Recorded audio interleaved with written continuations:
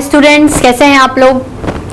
Students, हम लोग 10th standard का लाइफ प्रोसेसेस वाला टॉपिक पढ़ रहे थे।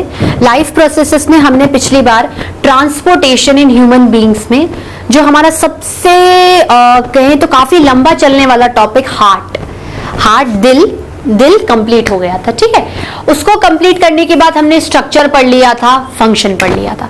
आज हम क्या पढ़ने वाले हैं, देखो हमने क्या देखा था, उसके अंदर ब्लड, लिम्फ, ब्लड वेसल्स और हार्ट और ब्लड वेसल्स हम लोगों ने कंप्लीट कर लिया था। तो आज हम क्या पढ़ने वाले हैं, आज हम ब्लड के बारे में डिस्कस करने वाले हैं। किसके बारे में डिस्कस करने वाले हैं, ब्लड के बारे में डिस्कस करेंगे।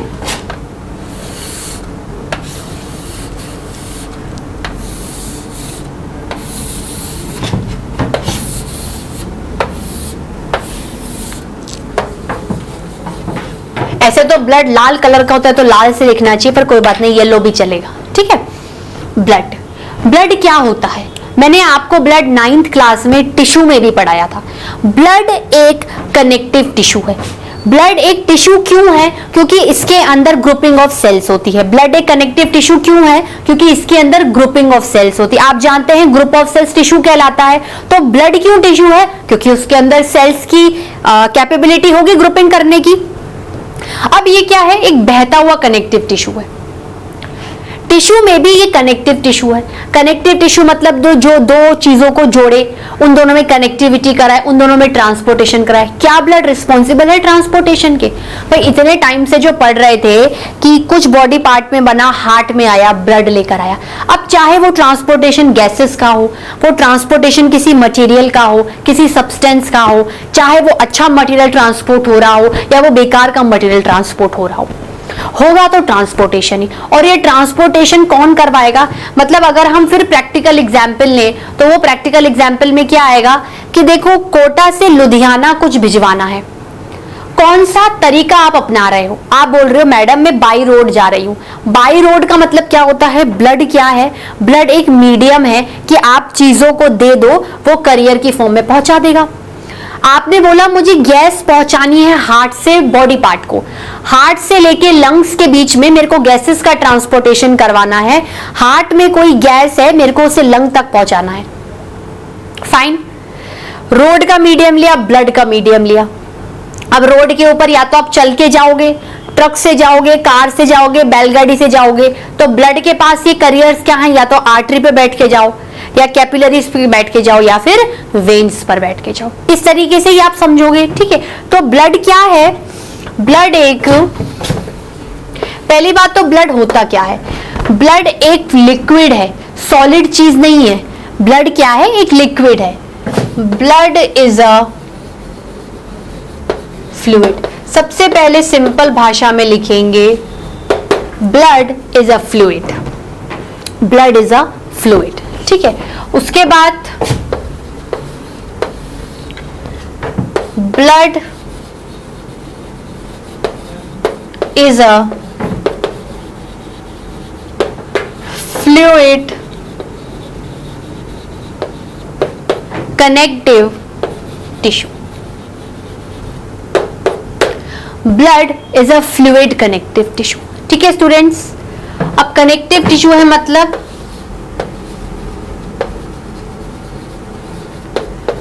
Connect to structures. अब कौन सा स्ट्रक्चर, खंबे से खंबे को तो नहीं जोड़ेगा ना, बॉडी के ही दो स्ट्रक्चर्स को, तो connect to structures of the body, connect to structures of the body. ठीक है,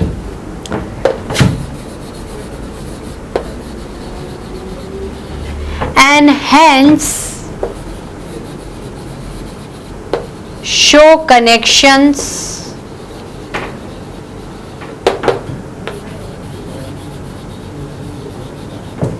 between those parts,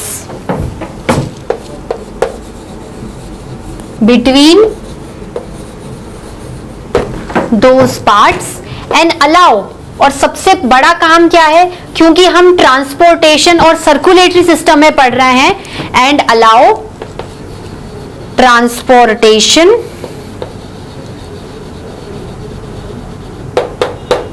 and allow transportation किसका, इधर आ जाओ, ऑफ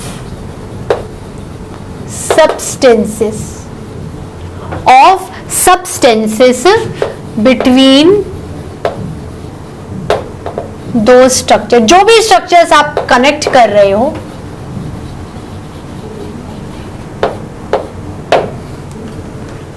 ठीक है स्टूडेंट्स, बात क्लियर हो गई, ठीक है। अब देखो, ब्लड एक कनेक्टिव टिश्यू है, blood is a tissue, blood is a tissue. Blood is a tissue का मतलब क्या होता है, ग्रुप ऑफ सेल्स। मतलब अब आप बोलोगे कि मैम ये लिक्विड भी है और सेल्स की ग्रुपिंग भी है, भाई होगा, लिक्विड है। कनेक्टिव टिश्यू में मैंने जब आपको पढ़ाया था कि सेल्स होते हैं, फाइबर्स होते हैं और आपका मैट्रिक्स होता है, तो ब्लड क्या है, लिक्विड है।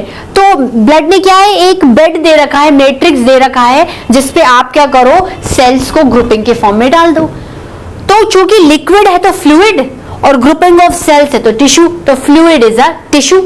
अब ये कनेक्शंस कर रहा है तो it is a fluid connective tissue. बात क्लियर हो गई, ठीक है। अब देखो, इसमें ब्लड का कंपोजिशन, मतलब ये देखा जाए तो ब्लड बहुत ज्यादा डीप में नहीं जाना, लेकिन जितना जरूरी है उतना मैं आपको जरूर बताऊंगी। कंपोजिशन का मतलब क्या होता है, एक्चुअली ब्लड में आपको नजर क्या आ रहा है, ठीक है। ब्लड के अंदर ये कहें तो 78% तो लिक्विड पोर्शन होगा, या एक काम करो, मेजॉरिटी में लिक्विड पोर्शन है, मेजॉरिटी में क्या है, लिक्विड है। तो आप एक रेंज में लेके चलो, आप क्या करो, रेंज लेके चलो कि 78 to 80% तो इसका पोर्शन क्या है, लिक्विड है। लिक्विड मतलब पानी, फ्लूइड, क्योंकि बहना है। और जो बचा कुचा 10 से 20% हुआ, जो कि पूरा 100% फॉर्मेशन करेगा, वो क्या है, सॉलिड।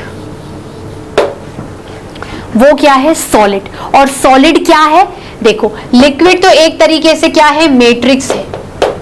लिक्विड तो एक तरीके से क्या है, मैट्रिक्स है, और सॉलिड इसके सेल्स है।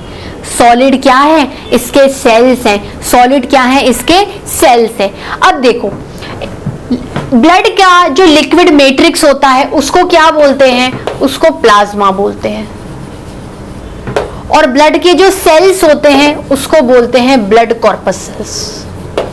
क्या बोलते हैं, ब्लड कॉर्पसल्स। ये लिंक क्यों बिठाया, ये एक ही बात है, ये एक ही बात है।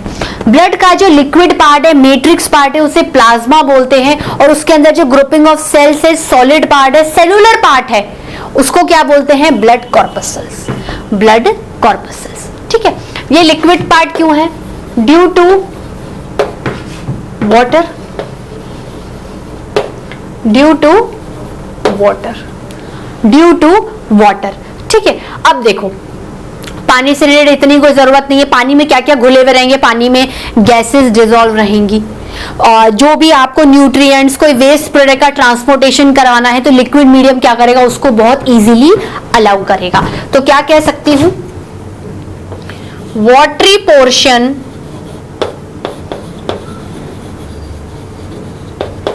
Allow, watery portion allow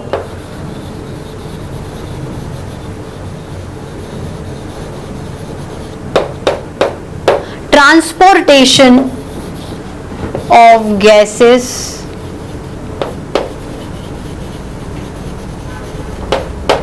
nutrients and substances through it,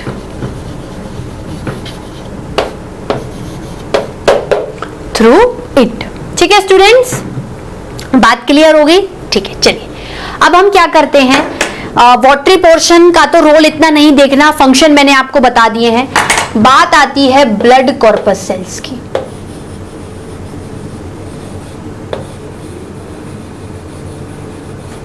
blood corpus cells मतलब ब्लड के सेल्स, ब्लड का सेलुलर कंपोनेंट, ब्लड का cellular part. Blood corpus cells क्या है,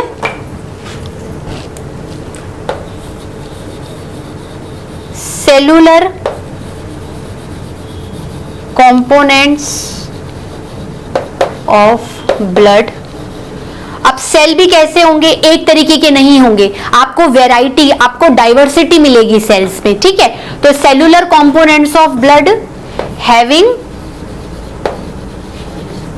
वेरियस काइंड्स ऑफ सेल्स। अभी मैं आपको बताऊंगी वो कौन से काइंड्स हैं।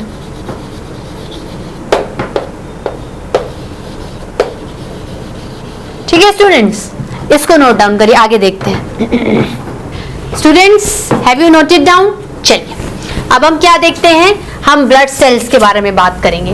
क्या आपको पता है ब्लड में कितने तरीके के सेल्स होते हैं? मेजॉरिटी में you have 3 blood corpus cells floating. बड़े मजे से वो ब्लड के ऊपर क्या करते हैं, तैरते रहते हैं, ठीक है। तो क्या लिखूंगी,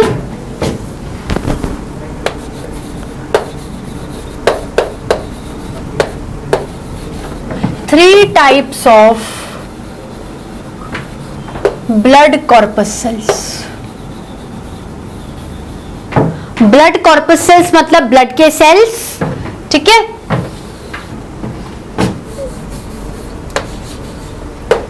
कौन से आएंगे स्टूडेंट्स, कौन से तरीके के आएंगे बताओ मुझे। अगर आप लोगों ने मेरे 9th के पूरे टॉपिक्स को ध्यान से पढ़ा है तो you definitely gained in 10th। मैंने आपको कहा था ना टॉपिक्स इंटरलिंक्ड चलेंगे, ठीक है। देखो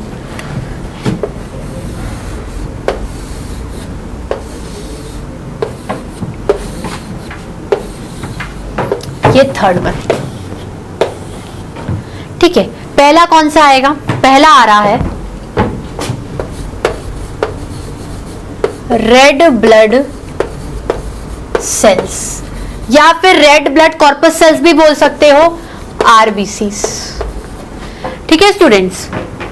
फिर आता है वाइट ब्लड सेल्स, इनको क्या करेंगे, डब्ल्यूबीसीस। और तीसरे आते हैं प्लेटलेट्स।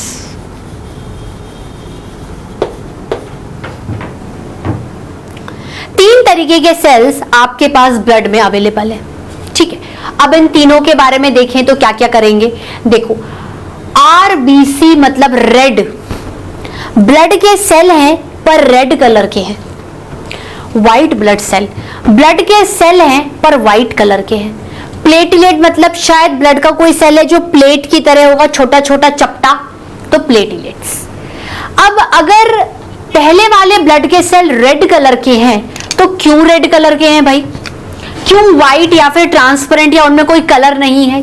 उनके अंदर शायद मैंने कोई रेड पिगमेंट भर दिया है। अगर आपको अपनी किसी ह्यूमन बॉडी को कलर देना है तो आपको क्या है, मतलब अगर आपको किसी भी पार्ट को कलर दिखाना है, जैसे मेरा ये पार्ट मुझे अगर ब्लैक कलर दिखाना है तो मैं क्या करूंगी, ब्लैक कलर कर दूंगी ना इसके ऊपर, मतलब मैंने क्या कर दिया, यहां पर ब्लैक पिगमेंट को क्या कर लिया है, आने दिया है। तो जैसा पिगमेंट मेरी बॉडी में आएगा वैसा का वैसा कलर आपकी बॉडी का नजर आएगा। तो इन ब्लड सेल के पास एक रेड पिगमेंट होता है जिसका नाम होता है हीमोग्लोबिन, जिसका नाम होता है हीमोग्लोबिन, उसकी प्रेजेंस होती है, इसलिए इन ब्लड सेल्स का कलर क्या होता है, रेड कलर का होता है। इनमें एज सच कोई पिगमेंट की नहीं होती, इसलिए ट्रांसपेरेंट व्हाइट कलर के दिखते हैं। ये भी लगभग क्या होते हैं, कलरलेस तो नहीं बोल सकते, ये थोड़े से आपके मतलब प्लेटलेट्स का इस तरीके से कलर कोई डिफाइन नहीं किया है। मेनली इनका फंक्शन बहुत इंपॉर्टेंट है, मेनली क्या है, इनका फंक्शन बहुत इंपॉर्टेंट है। ये क्या है, तो स्मॉल साइज छोटे छोटे प्लेट की तरह होते हैं, थोड़े बहुत फ्रॉम वेरी कर सकते हैं, कलरलेस टू पिंकिश रेडिश, पर बहुत स्पेसिफिकली इनका कलर हमें नहीं इतना कुछ डीप में जाना। जो रेड कलर है या व्हाइट कलर है उसका सिग्निफिकेंस आपके रेड कलर पिगमेंट पे डिपेंड करता है, ठीक है। अब होता क्या है, अगर हम बात करें तो शुरुआत में क्या है, हम देखेंगे कैसे भाई, किसी भी चीज को अगर हम पकड़ते हैं तो सबसे पहले हम उसके बारे में देखते हैं कि भाई ऐसा दिख रहा है, सर्कुलर है या ये कॉनकेव है, इस तरीके से, ठीक है। तो हम कह सकते हैं कि जो आपके रेड ब्लड सेल्स होते हैं उनका जनरल शेप क्या होता है, सर्कुलर। उनका क्या शेप होता है, सर्कुलर। इनका शेप क्या होता है, इनका शेप होता है इर्रेगुलर। ये ऐसे सर्कुलर हो सकते हैं, स्फेरिकल, ओवल, बाइकॉन्केव, इतना डीप में नहीं जाना, एक जनरल आइडिया दे रही हूँ। इरेगुलर मतलब ये सेल की शेप यूं इरेगुलर है, कोई शेप ही नहीं है, किसी भी तरीके से बना दो, वेवी बना दो। और प्लेटिलेट क्या होते हैं, ऐसे छोटे छोटे होते हैं, स्मॉल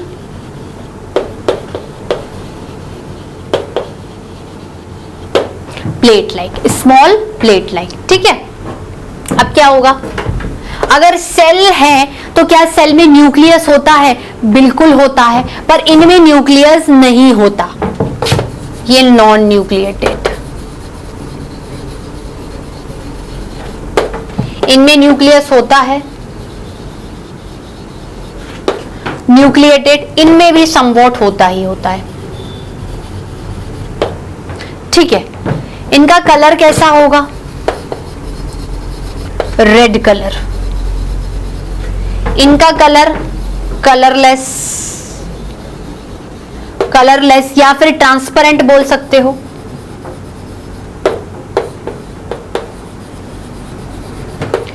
कलरलेस, ट्रांसपेरेंट। इनका क्या होता है? From colourless to yellowish, pinkish, reddish, कोई भी कलर का हो सकता है, वेरी करते हैं ये सब। पिंकिश, रेडिश, ठीक है। अब उनका कलर रेड क्यों होता है भाई? कोई भी अगर रीजन दे रहे हैं तो बायोलॉजी में प्रूफ और साइंटिफिकली प्रूफ देना पड़ेगा ना। रेड कलर क्यों होता है? Due to red colour pigment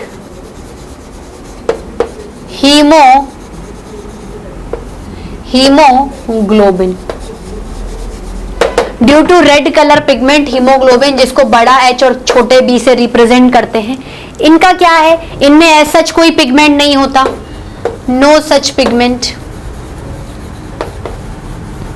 इनमें भी कोई ऐसे पिगमेंट की अवेलेबिलिटी नहीं है, पर इनका जो काम होता है ना, उनकी वजह से ये क्या करते हैं? कलरफुल दिख सकते हैं। तो as such no specific reason.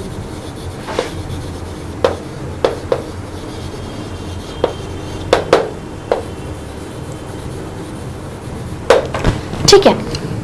अब देखो लाइफ स्पैन के बारे में बात करें। चलो एक काम करते हैं, सबसे पहले फंक्शंस के बारे में बात करते हैं। ये तीनों का है, ये तीनों यहां पर आ जाते हैं। मैं वापस से एक बार लिख देती हूं इनका नाम। ये आप आरबीसीज के बारे में देख रहे हो, यहां डब्ल्यूबीसीज के बारे में देख रहे हो, और फिर प्लेटलेट्स।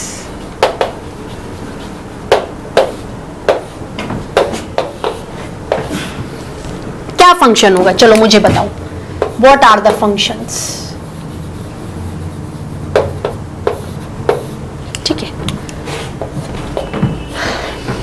आरबीसी का क्या काम है आपकी बॉडी में? क्यों मैं जबरदस्ती ब्लड के अंदर आरबीसी को एकोमोडेट कर रही हूं? फालतू थोड़ी हूं, कोई ना कोई मतलब होगा, कोई ना कोई बॉडी को यूज मिल रहा होगा, किसी ना किसी टाइप का बेनिफिट होगा, तभी तो मैं बॉडी में आरबीसी को एकोमोडेट कर रही हूं। देखो आरबीसी में ये जो रेड कलर पिगमेंट हीमोग्लोबिन है ना, ये जो रेड कलर पिगमेंट हीमोग्लोबिन है, ये उसको रेड कलर तो दे रहा है, लेकिन और भी चीजों को वो मतलब हमारी बॉडी में और भी तरीके से आप उसे यूज कर सकते हो। भाई आरबीसी का red colour due to red colour pigment haemoglobin होता है। ले देखिए हीमोग्लोबिन उसे रेड कलर तो देता है, लेकिन और भी चीजों में वो हेल्प कराता है। RBC generally transportation of gases में मदद करते हैं, ट्रांसपोर्टेशन ऑफ डिसॉल्व्ड ऑक्सीजन। ठीक है, जैसे आपने लंग्स में से ऑक्सीजन को इनहेल किया या कोई अच्छा फूड मटेरियल ले लिया खाने में, मतलब गुड मैटर, तो वो जो ऑक्सीजन है वो भी लंग से ब्लड में से होकर किस में चला जाता है? सेल्स में जाता है भाई। लंग्स में जो आपका ऑक्सीजन इनहेल वाला होता है, ब्लड उसे एक्सेप्ट करता है। एल्वियोलाई की कैपिलरीज ब्लड की कैपिलरीज से जुड़ती हैं और वो ऑक्सीजन ब्लड के थ्रू ही तो सेल में जाता है। फिर जो हम न्यूट्रिशन से फूड लेते हैं उसका रेस्पिरेशन होता है, हमें एनर्जी मिलती है, और बेकार का प्रोडक्ट क्या बनता है? CO2। बेकार का प्रोडक्ट क्या बनता है? CO2। वो CO2 निकलकर वापस से ब्लड के थ्रू लंग्स में चला जाता है। ये चीज तो सिंपल से मैं आपको 1000 बार बता चुकी हूँ। कोई गुड मैटर आप ले रहे हो, डाइजेशन में जो चीज गुड मैटर एब्जॉर्ब हो रही है वो भी ब्लड के थ्रू ही सेल्स में जा रही है। ठीक है, अब मान लो वेस्ट प्रोडक्ट बन गया, तो तो वेस्ट प्रोडक्ट अगर वापस से घूमकर किडनी में आ रहा है, जैसे अब एक्सक्रीशन में पढ़ोगे, या कहीं पर भी ब्लड को वेस्ट प्रोडक्ट निकालना है बॉडी से बाहर निकालने के लिए, जैसे वो दो तरीके से हो सकते हैं। वेस्ट प्रोडक्ट आपके सॉलिड सब्सटेंसेस के फॉर्म में भी हो सकते हैं, वेस्ट प्रोडक्ट आपके गैसेस भी हो सकते हैं। जैसे CO2 वेस्ट प्रोडक्ट बना तो CO2 वापस से ब्लड के जरिए ही लंग्स में जाएगा और लंग्स उसे एक्सहेल कर देंगे। कोई बेकार का मैटर ब्लड में से आ रहा है तो ब्लड उसे क्या करेगा, आपके शायद एक्सक्रीशन के लिए छोड़ देगा। अभी आप एक्सक्रीशन में एक्सक्रीटरी सिस्टम पढ़ोगे, तब आप देखोगे कि कैसे ह्यूमन बींग्स में वेस्ट मैटर बॉडी से बाहर निकलता है। वहां आप अलग ऑर्गन्स पढ़ोगे, लेकिन उन ऑर्गन्स को वेस्ट मैटर लाके कौन दे रहा है, उनको ब्लड ही लाकर दे रहा है। ठीक है, तो क्या कर सकते हैं, ब्लड में भी आरबीसीज क्या है, जनरली आपके गैसेस को पास होने में मदद करती हैं। आरबीसी अलाउ करती हैं गैसेस को कि मेरे ऊपर बैठ जाओ, मैं तुम्हें कैरी करूंगी और मैं तुम्हें डेस्टिनेशन तक लेके जाऊंगी। और वो आरबीसी भी हीमोग्लोबिन की वजह से। ठीक है, मेनली ऑक्सीजन हीमोग्लोबिन के साथ जुड़ता है, हीमोग्लोबिन आरबीसी के अंदर होता है और आरबीसी उसको टारगेट लोकेशन तक पहुंचाएंगे। मतलब जैसे ऑक्सीजन आया, ऑक्सीजन ब्लड में आया, वो ऑक्सीजन क्या हो गया, हीमोग्लोबिन के पास चले गया। मतलब हीमोग्लोबिन के पास दो काम हो गए कि एक तो हीमोग्लोबिन आपके आरबीसी को रेड कलर प्रोवाइड करवा रहा है, इसलिए उसको आरबीसी बोला, और गैसेस के ट्रांसपोर्टेशन में भी मदद करवा रहा है। ऑक्सीजन हीमोग्लोबिन के साथ बैठेगा, आरबीसी के ऊपर बैठकर सेल्स में चला जाएगा, उसमें जो वेस्ट प्रोडक्ट बनेगा वो वापस से हीमोग्लोबिन के पास आएगा, हीमोग्लोबिन फिर आरबीसी पे बैठेगा और उसे बाहर पहुंचा देगा। ठीक है, तो क्या कह सकते हैं, transportation of gases along with haemoglobin. Haemoglobin को नहीं भूलना स्टूडेंट्स, अगर आप हीमोग्लोबिन के भूल जाओगे तो एग्जामिनर आपकी स्टडी को आधी अधूरी समझेगा और मार्क्स भी आधा अधूरा ही देगा। डब्ल्यूबीसी हमारी बॉडी के डिफेंस के आदमी है, सोल्जर्स के आदमी। जैसे सोल्जर्स हमारी प्रोटेक्शन करते हैं ना, उसी तरीके से डब्ल्यूबीसी भी हमारी प्रोटेक्शन करते हैं। ये हमारी बॉडी के इम्यून सिस्टम को जागने में मदद करते हैं। जैसे मेरी बॉडी बैठी हुई है, कोई भी फॉरेन एजेंट बाहर से आ गया है और वो आपकी बॉडी में डिजीज करने के काबिल है, अनकंफर्ट जोन में डालने के लिए आपको काबिल है, कुछ चेंजेस क्रिएट करने के लिए वो पैदा हुआ है, तो बॉडी क्या करेगी, क्या बोलेगी, आओ मेरी बॉडी में चेंजेस करो। नो स्टूडेंट्स, ऐसा कुछ नहीं होगा। आपकी बॉडी में क्या होगा, उस टाइम पर ये जो सोए हुए डब्ल्यूबीसी से जाग जाएंगे, सोल्जर्स रेडी हो जाएंगे to kill that foreign agent which is able to cause disease in you. ठीक है, जो भी आपकी बॉडी में अनवांटेड चेंजेस करना चाहेंगे या आपके लिए हार्मफुल है, उनको कौन मारेगा, डब्ल्यूबीसी। तो WBC provide defence to the body, they actually kill. ये इरेगुलर शेप क्यों होते हैं, ये अमीबा की तरह होते हैं। जैसे अमीबा अपने खाने को देखती है ना, उसी तरीके से फॉरेन एजेंट डब्ल्यूबीसी का खाना है, इरेगुलरली अमीबा की तरह पहुंचेंगे और फट से उसे खाकर टुकड़ों में करके बॉडी से बाहर निकाल देंगे, फ्लश आउट कर देंगे। यूरिन से निकल सकता है, स्वेटिंग से, पसीने से, किसी भी तरीके से वो आपकी अनवांटेड चीजों को आपकी बॉडी में टिकने नहीं देंगे, उसे किल कर देंगे। ठीक है, तो they are soldiers, provide protection, defence, enhance immunity, enhance builds our immunity. Immunity मतलब बॉडी में कितनी क्षमता है कि वो बाहर की चीजों को किल कर सकती है। अगर आपकी बॉडी की इम्यूनिटी कम होगी तो आप क्या होगे, जल्दी से बीमार पड़ जाओगे, फॉरेन एजेंट क्या हो जाएगा, हावी हो जाएगा ना। And defence enhance builds immunity. Platelet, platelets क्या होते हैं, ये स्मॉल साइज के होते हैं। इनका काम क्या होता है, अगर आपकी बॉडी में कहीं कोई कट लग गया है तो बॉडी का ब्लड अनवांटेड लॉस नहीं हो जाए, इसलिए वहां पर क्या कर दो, ब्लड को रोक दो, उसको क्या करो, प्लग कर दो, उस वहां पर एक क्लॉट बना दो। अपन बोलते हैं ना कि खून का थक्का जमा दो, थक्का मतलब खून वहीं रुक गया। तो जब भी आपकी बॉडी में कोई कट लगता है और ब्लड बाहर निकल रहा है बॉडी से, तो ये प्लेटिलेट्स क्या करेंगे, वहां करेंगे उस कट वाले रीजन पे और एक दूसरे के ऊपर प्लेट की तरह जम जाएंगे, प्लेट की तरह जम जाएंगे और वहां पर वो एक प्रोटीन को बनाते हैं, वहां पर एक फाइबर जैसे प्रोटीन का जन्म देते हैं। वो ये प्लेटिलेट्स प्लेटलेट्स क्या करते हैं, वहां जो कट वाला रीजन है, डैमेज्ड वाला रीजन है, उसके पास जाएंगे और वहां पर एक प्रोटीन का निर्माण करेंगे। उस प्रोटीन का नाम होता है फाइब्रिन, जो कि फाइबर्स की तरह होता है। वो फाइब्रिन क्या होता है, थ्रेड लाइक स्ट्रक्चर्स होते हैं प्रोटीन, बहुत सारे फाइबर्स आपस में ऐसे घुस से जाते हैं, आपस में घिसपिट हो गए, मैशवर्क हो गया, इंटरमिंगल हो गया। वो इंटरमिंगल स्ट्रक्चर क्या है, उसको पकड़ लेगा, उसको दबा देगा, वहां पर क्या रास्ता बंद हो जाएगा, तो ब्लड क्या होगा, आगे नहीं बढ़ेगा। तो इस प्रोसीजर को क्या बोलेंगे, इस प्रोसीजर को बोलेंगे खून का रुकना, ब्लड का क्लॉट हो जाना। तो प्रोसेस का नाम क्या हो गया, ब्लड क्लॉटिंग, जिससे कि आपकी बॉडी में अनवांटेड लॉस ऑफ ब्लड नहीं हो जाए, क्योंकि अगर ब्लड का लॉस हो जाएगा तो बॉडी क्या हो जाएगी, उसमें दिक्कत शुरू हो जाएगी ना आप लोगों को। तो ब्लड क्लॉटिंग में क्या होता है, whenever any damage occurs in the body,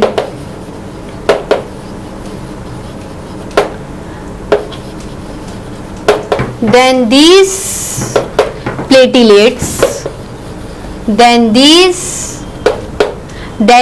platelets will go there and allow fibrin protein to form a network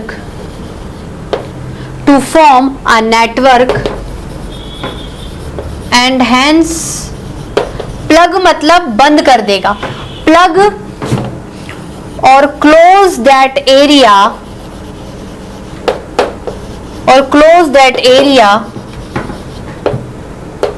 and prevent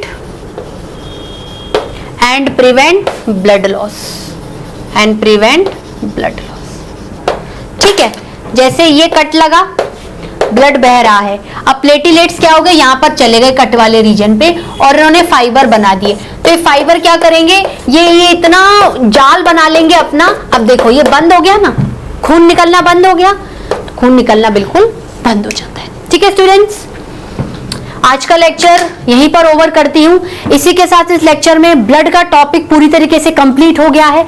next lecture में लिम्फ स्टार्ट करेंगे और transportation in plants. Okay students, thank you.